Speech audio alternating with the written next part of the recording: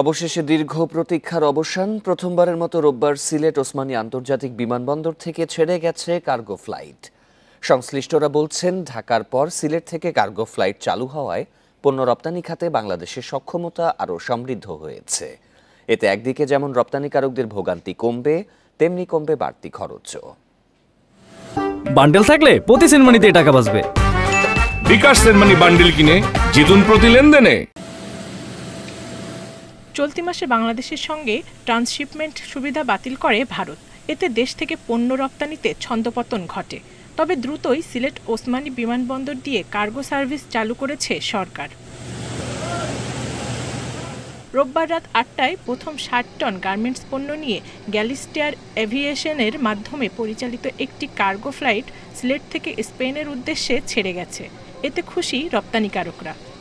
৩৬টা দেশে যায় যেহেতু ওই সুযোগটা আমাদের দেশে সিলেটে চলে আসছে। এখন আমাদের যে ফ্যাসিলিটি আছে আপনার এয়ার কার্গো কমপ্লেক্স, আমরা অনেক লাভবান আজকে আমাদের যে যাচ্ছে মালটা। সিলেট থেকে কার্গো ফ্লাইটের মাধ্যমে শুধু গার্মেন্টসের পণ্য ইউরোপের বিভিন্ন দেশে পাঠানো হবে। উন্নত বিশ্বে রপ্তানির জন্য ঢাকার পরে সিলেট আরেকটি পয়েন্ট চালু হয়ে গেল। Well equipped station, well trend মানুষেরা কাজ করছেন এখানে। এই স্টেশনটির সুবিধা সকলেরই নেওয়া উচিত। ২৬ কোটি টাকা ব্যয়ে নির্মিত কার্গো কমপ্লেক্স উদ্বোধন ও বিমানবন্দরের রানওয়ে পরিদর্শন করেন বেসামরিক বিমান পরিবহন ও পর্যটন উপদেষ্টা। তিনি বলেন, কার্গো ফ্লাইট চালুর মধ্য দিয়ে বাণিজ্যের নতুন দ্বার উন্মোচিত হলো। আমাদের কাজ কাউকে বাধা দেওয়া না, আমাদের কাজ হচ্ছে নিজস্বতা, নিজের কম্পিটিটিভনেস এবং নিজের সক্ষমতা বৃদ্ধি করা। পূর্বের খরচের থেকেও কম মূল্যে রপ্তানি করতে সক্ষম হব।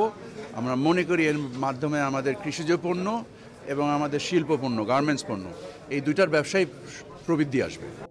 পর্যায়ক্রমে চট্টগ্রামে এ সুবিধা চালু হলে ট্রান্সশিপমেন্টের বিষয়ে আর সংকট থাকবে না বলে আশা আমদানি রপ্তানিকারকদের। Independent news.